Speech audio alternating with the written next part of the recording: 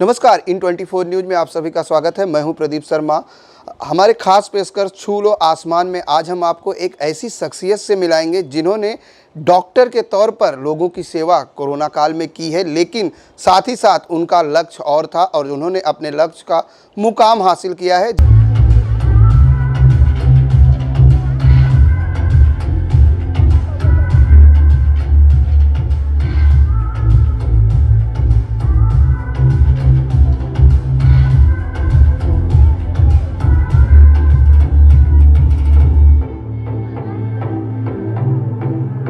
जी हाँ, हम बात कर रहे हैं मेडी क्वीन मिसेस महाराष्ट्र 2021 की उषा काले जी की। उषा काले जी ने 300 महिलाओं ने इस प्रतियोगिता में भाग लिया था, जिसमें 40 महिलाओं ने फाइनल राउंड में अपना प्रवेश किया था, लेकिन उसके बावजूद उषा काले जी ने रैंप वॉक में खिताब अपने नाम कर लिया है और जो सर पर उनके ताज सजा हुआ है ये उनकी मेहनत और लगन की देन है, क्योंकि as a doctor, as a गृहिणी के अलावा उन्होंने रैंप वॉक में इस तरह से काम किया, उसके लिए कितनी मेहनत की होगी ये भी उनसे जानेंगे। साथ ही जिस तरह से एक फैमिली के साथ एज ए डॉक्टर के तौर पर लोगों के सेवा के साथ उन्होंने किस तरह से इस प्रतियोगिता के लिए तैयारी की वो भी जानेंगे। एक्चुअली कितनी खुशी ये मैं बता नहीं सकती हूँ, इसमें बहुत सारी खुशी मिली है और जो रिस्पेक्ट है वो हद से भी ज़्यादा है, क्योंकि आज तक लोग मुझे डॉक्टर के नाम से जानते थे। अभी मुझे ना medi queen Mrs ramp walk winner इस नाम से जाने जा रहे। इतने लोगों की मुझे शुभेच्छा आई है, इतने लोगों ने शुक्रिया अदा गुजार किया है, बहुत सारे लोगों ने। मैडम, अगर इस प्रतियोगिता की बात करें तो इस प्रतियोगिता में कितने लोग प्रतिभागी थे, कितने लोग पार्टिसिपेट आपके साथ किए और किन किन लोगों को इसमें सहभाग मिला है, क्योंकि डॉक्टरों के लिए ये सिर्फ महिला डॉक्टरों के लिए ऑर्गेनाइज होती है और ये दूसरा साल था। इसमें ग्रामीण क्षेत्र की उन डॉक्टरों को कैसे आप अप्रोच करते थे, कैसे आपको पता चला कि हम इस मेडी क्वीन में जो है भाग लें? ओके, सबसे पहले उन्होंने मैं वहाँ मेडी क्वीन से इस तरह से जुड़ी थी कि मैंने लास्ट ईयर जब सीज़न फर्स्ट था उसमें मैंने फेसबुक से उनका ऐड देखा। उसके बाद मैंने ज्वाइन किया और उनसे बात की और उन्होंने हर एक इस साल में एक्चुअली पैंडेमिक की वजह से ये सब ऑनलाइन हुआ, लेकिन लास्ट ईयर जो सीज़न फर्स्ट था उसमें उन्होंने सब ऑफलाइन करके ऑडिशन लिए थे। अभी उन्होंने ऑनलाइन ऑडिशन लेके सिलेक्शन किया। इसमें हमारे पूरे महाराष्ट्र से 300 डॉक्टर लोगों ने ऑडिशन दिया था। उसमें से उन्होंने सिर्फ 40 औरतें जो डॉक्टर हैं उन्होंने चॉइस किया था।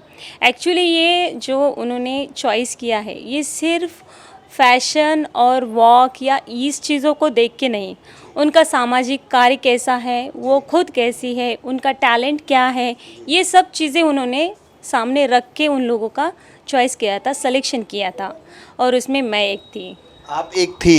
जब सिलेक्शन हुआ और जब आपके सर पर ताज सजा, एक क्राउन जो आपके सर पर है, जब मिला तो सबसे पहले बधाई किसकी मिली? ऑफ कोर्स मेरे पति की मिली और उसमें उनका बहुत बहुत ज़्यादा हाथ है। एक्चुअली मैं जहाँ से आई हूँ, ग्रामीण जगह से आई हूँ, वहाँ पे लड़कियों को इस तरह का फ्रीडम नहीं मिलता है और वो जो फ्रीडम आज मेरे पति ने मुझे दिया है वो मेरे लिए सबसे अहमियत की चीज़ है कि वो सबसे बड़ा है मेरे लिए।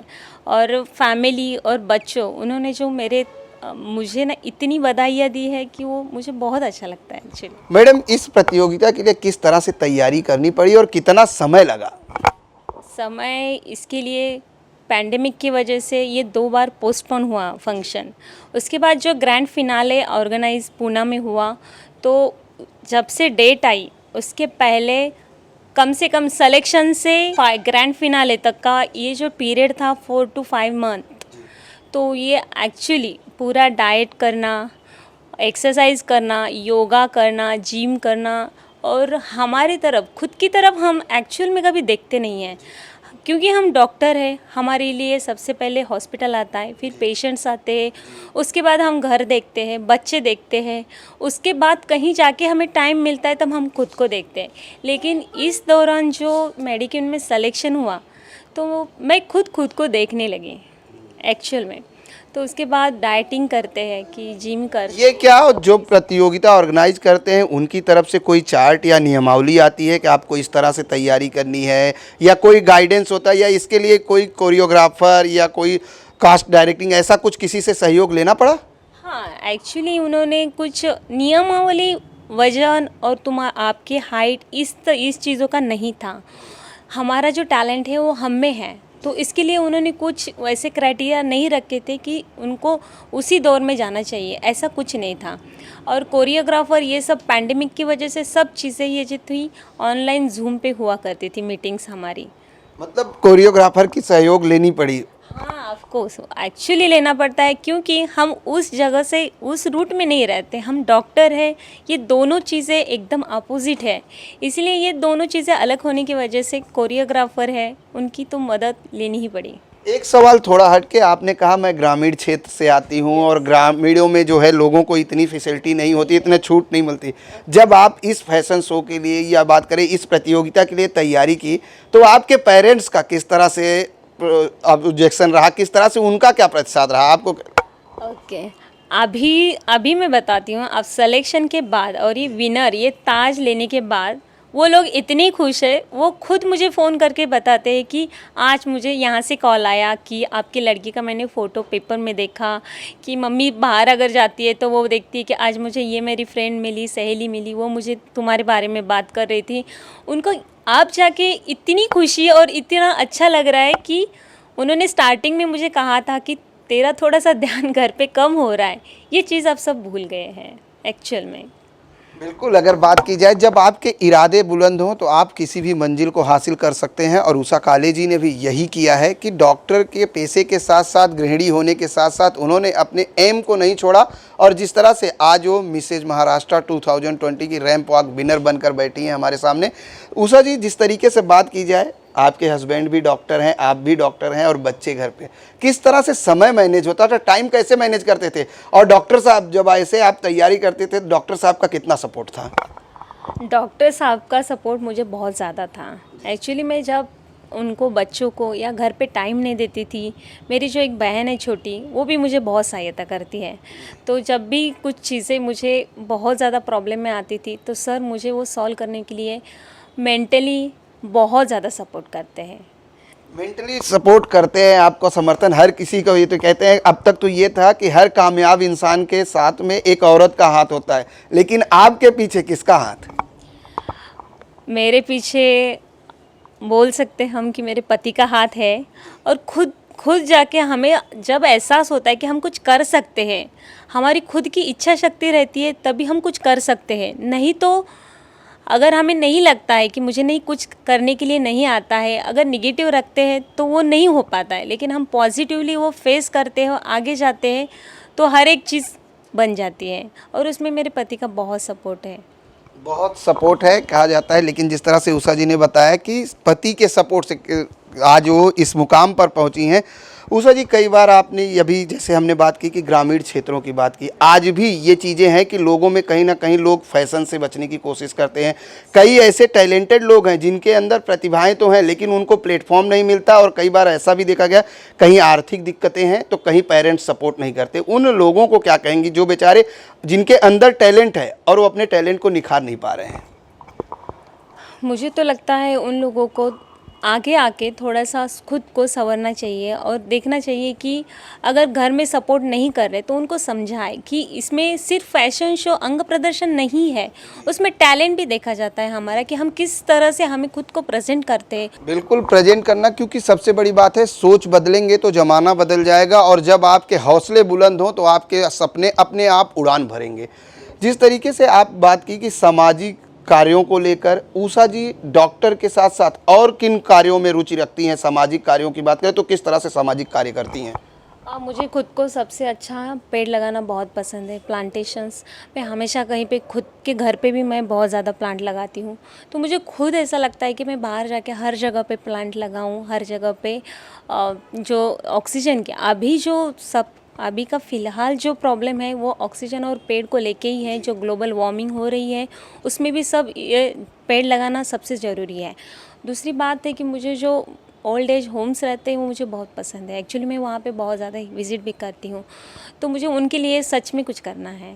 तो आगे जाके जो भी मेरे तरफ से होता है उनके लिए, तो मैं पक्का उनके लिए हर एक चीज़ करूँगी।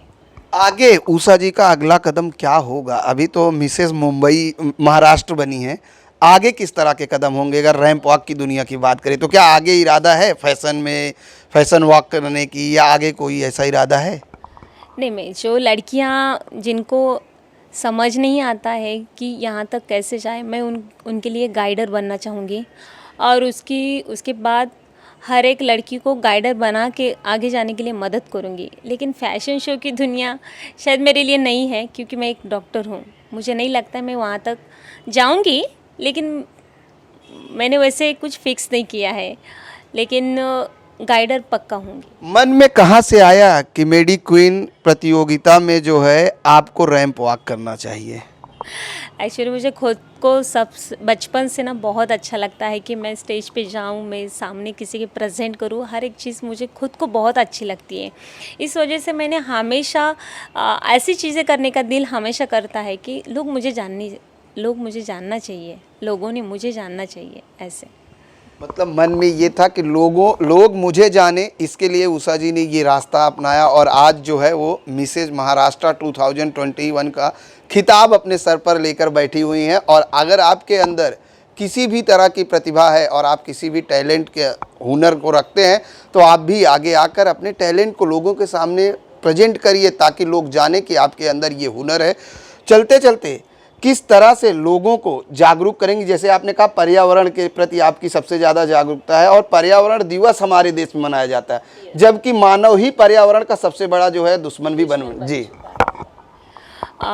लोगों को, मुझे सबसे ज़्यादा औरतों पर ज़्यादा रिसर्च या उनके बारे में सोचना ज़्यादा अच्छा लगता है। तो मुझे लगता है कि हर एक औरत ने खुद के बारे में, हम औरतें ऐसा रहता है कि घर देख के ही हर एक चीज़ करते हैं। तो मुझे लगता है औरत लोगों ने खुद के बारे में थोड़ा सा सोचना चाहिए, खुद को थोड़ा टाइम देना चाहिए। क्योंकि आजकल की औरतों को 40 और 45 के सामने ही बॉडी के इतने सारे पार्ट्स के लिए बॉडी पेन करता है, कैल्शियम कम होता है। क्यों होता है? क्योंकि जब घर में औरत रहती है, वो सबसे पहले पति को खिलाती है, उसके बाद बच्चों को। जब सब टाइम हो जाता है तब जाके वो खुद खाती है, तो उनका न्यूट्रिशन पे ध्यान कम रहता है। तो मुझे हमेशा लगता है कि ये जागरूकता करनी चाहिए कि औरतों ने अच्छे से खाना चाहिए, पीना चाहिए, हर एक चीज़ करना चाहिए। और आजकल की बहुत लोगों को मिसअंडरस्टैंडिंग रहती है कि मॉडर्न वुमन लड़कियां जो रहती है कि हमेशा कपड़े चेंज करके ऐसे कपड़े वैसे कपड़े डाल के जाते हैं। तो मुझे ऐसा नहीं लगता है। मुझे लगता है कि इंडियन वुमन वही है जो गिरने के बाद खुद संभल कर नए रास्ते पे अपनी हिम्मत से चले, वही एक मॉडर्न इंडियन वुमन है। बहुत बड़ी बात इन्होंने कही है कि जो अपने रास्ते से भटके या गिरे और फिर उठकर अपनी मंजिल की तरफ आगे बढ़े, वही आज की नारी है। क्योंकि नारी नारायणी का रूप होती है। और इन्होंने जिस तरह से प्रूव किया है अपने आप को, कोरोना काल में हर कोई घर में रहता है और अपने आप को सुरक्षित करने की कोशिश करता है, लेकिन इन्होंने, इनकी पूरी फैमिली ने लगातार लोगों की सेवा की है। क्योंकि अनसुईया हॉस्पिटल जो विरार में है, उसके ये निदेशक भी हैं। मैडम, अगर बात की जाए कोरोना काल की, अब थोड़ा सा हट जाते हैं हम, कोरोना काल में किस तरह से लोगों की सेवा हुई है और किस तरह से लोगों को जागरूक करेंगे? क्योंकि अभी भी लोग, क्योंकि तीसरा वेरिएंट आने को है, लोग अभी भी पूरी तरीके से मास्क लगाना बंद कर दिए हैं, सैनिटाइजर यूज कर बंद कर रहे हैं, तो उनको किस तरह से जागरूक करेंगे? हालांकि प्रशासन की तरफ से लगातार कहा जा रहा है कि आप जो है सावधानी बरतें। मुझे लगता है भारत सरकार ने जो नियमावली दी है कि 6 फीट का डिस्टेंस, ये सब चीज़ें अभी थोड़ा कम हो गई है। लेकिन हमें ये चीज़ की ध्यान रखना चाहिए कि सैनिटाइज़र यूज़ करें, मास्क यूज़ करें, उसके साथ डिस्टेंसिंग भी मेंटेन करें। और जब भी किसी को सर्दी खांसी ज़ुकाम है तो तुरंत अस्पताल जाए। और ये जो थर्ड वेव है, ये एक्चुअली बच्चों के लिए घातक है। तो प्लीज़ बच्चों को जो है वो बाहर घूमने नहीं देना चाहिए, पार्क में खेलने नहीं देना चाहिए। और जो आउटसाइड फूड है वो कम से कम दें, तो इससे कम से कम बच्चे बीमार कम पड़ेंगे। बिल्कुल, अगर बात करें तो कोरोना काल में आप सावधानी बरतें, तभी स्वस्थ और सुरक्षित रहेंगे। लेकिन जिस तरह से उषा काले जी की अगर बात करें तो उषा काले जी ने अपने पेशे के साथ साथ अपने आप को प्रूव किया है और आज खुद जो है महाराष्ट्र की जो है मिसेज महाराष्ट्र रैंप वॉक की विनर आपके सामने बैठी हुई हैं कि उनके सर पर खिताब है, और ये खिताब मिलना काफ़ी गर्व की बात होती है कि एक गृहिणी और वो भी ग्रामीण क्षेत्रों से आकर अपने आप को प्रूव करना और अपने सपने को साकार करना, ये काफ़ी अहम होता है। कैमरामैन देवानंद सिंह के साथ प्रदीप शर्मा, इन 24 न्यूज़, मुंबई।